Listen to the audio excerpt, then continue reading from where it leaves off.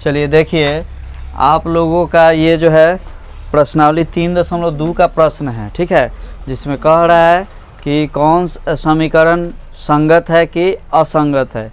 ठीक है, तो आप लोगों को कुछ देर पहले हम बताए हैं क्या कि जब समपाती रेखाएं होंगी तो संगत युग्म होगा, और समांतर रेखाएं होंगी असंगत युग्म होगा, और प्रतिच्छेदी रेखा होंगी तो अवरोधी होगा।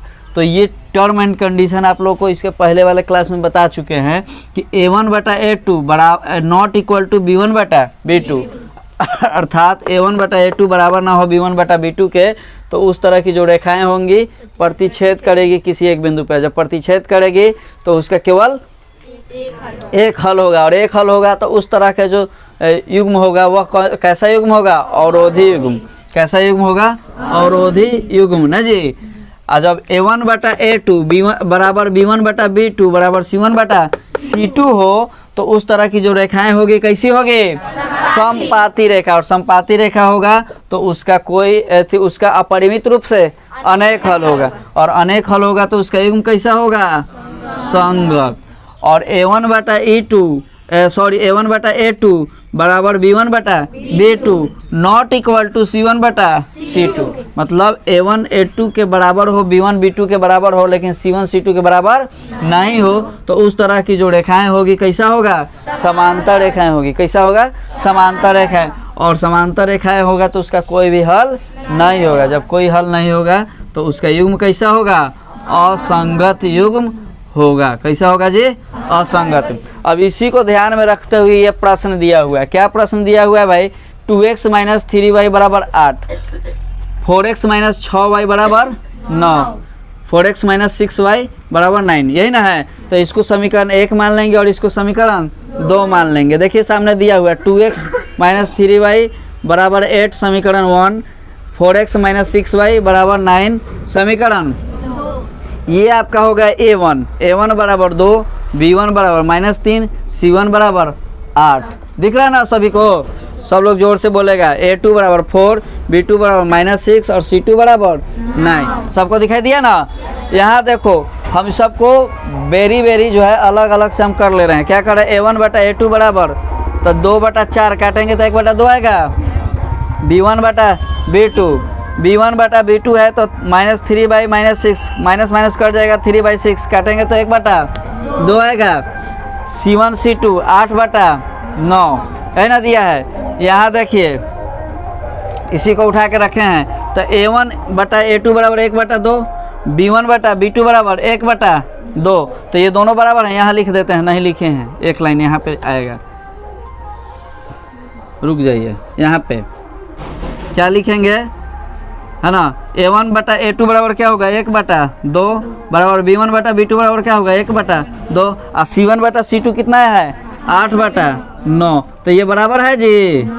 बराबर नहीं ना है।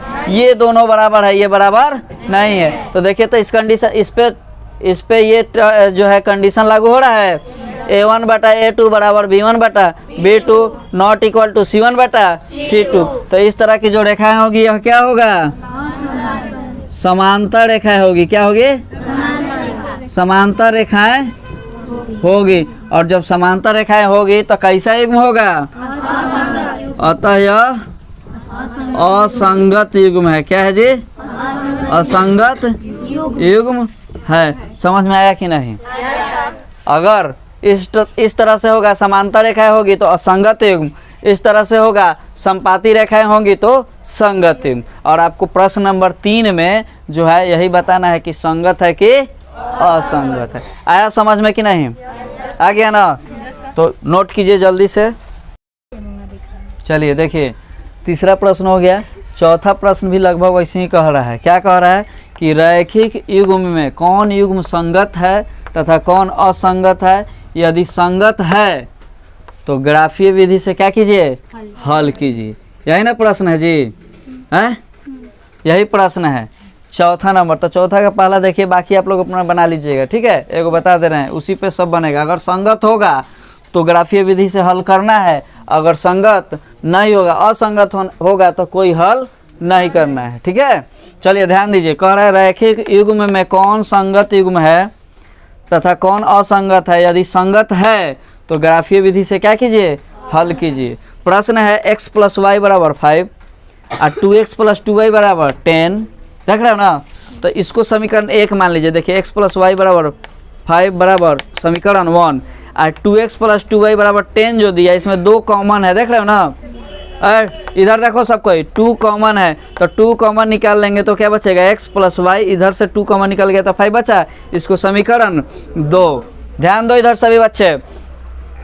a1 बटा, डायरेक्ट अब चल रहे हैं, a1 बटा a2, a1 के जगह 1, a2 के जगह भी, माने समीकरण 1 में जो है a1 b1 c1 और समीकरण 2 में जो है a2 b2 और c2 है। तो देखो डायरेक्ट चल रहे हैं, a1 1 है ना, a2 भी यहाँ 1 है, b1 बटा b2, तो b1 के जगह यहाँ पे 1 है और b2 के जगह पे यहाँ पे 1 है। और c1 बटा c2, तो c1 के जगह 5 है और c2 के जगह भी 5 है, काटेंगे तो क्या आएगा, 1 बटा 1। देखो तो a1 बटा a2 बराबर b1 बटा b2 बराबर c1 बटा c2, यानी 1 बटा 1 1 बटा 1 1 बटा 1, यानी यहाँ पे देखो 1 बटा 1 बराबर 1 बटा 1 बराबर 1 बटा 1। और जब इस तरह से होगा तो देखो यहाँ पे बताए हैं कि a1 बटा a2 b1 बटा b2 बराबर c1 बटा c2, ये सभी बराबर होगा तो क्या होगा, तो यहाँ देखिए क्या होगा, यह समपाती रेखा होगा। और जब समपाती रेखा होगा तो क्या होगा, संगत युग्म होगा। सभी बच्चे यहाँ ध्यान दो, जब संगत युग्म, प्रश्न में कह रहा है कि यदि संगत है तो ग्राफीय विधि से हल करे। तो दोनों समीकरण हमको एक जैसा दिख रहा है ना। जब एक जैसा दिख रहा है तो एगो यहाँ पे लिखे हुए हैं, देखिए x + y = 5, ध्यान से देखो, 2 मिनट का है बस वीडियो। x बराबर अगर 0 रखेंगे है, 0 रखेंगे तो y बराबर क्या आएगा, 5 आएगा ना। अगर x बराबर 2 रखेंगे तो 2 इधर प्लस में उधर जाएगा तो माइनस में, तो 5 में से 5 में से 2 जाएगा तो 3 बचेगा ना, तो y का मान क्या आएगा, 3। अगर y बराबर 0 रखते हैं, सॉरी y बराबर 0 रखिए, अच्छा है, x बराबर 5 रखते हैं, x बराबर 5 रखते हैं, उधर 5 घट जाएगा तो y बराबर क्या जाएगा, 0। यह इसलिए रख रहे हैं ना कि 0 और 0 मिलेगा तो एगो खूब बढ़िया से जो है ग्राफ जो है खींचने में आसानी होगा, सीधा ग्राफ होगा। तो देखिए x बराबर 0 तो y बराबर 5, x बराबर 2 तो y बराबर 3, x बराबर 5 तो y बराबर 0। तो यहाँ देखो x बराबर 0 तो y बराबर 5, यहाँ देखो x बराबर 2 है तो y बराबर 3, 1 2 3। एक बार देखो x बराबर 5 तो y बराबर 0। अब ये तीनों बिंदु को आपस में मिला के एक लकीर खींच देंगे, इस तरह से एक रेखा बन जाएगा। यही हो जाएगा आपका क्या, ग्राफीय विधि द्वारा हल हो गया।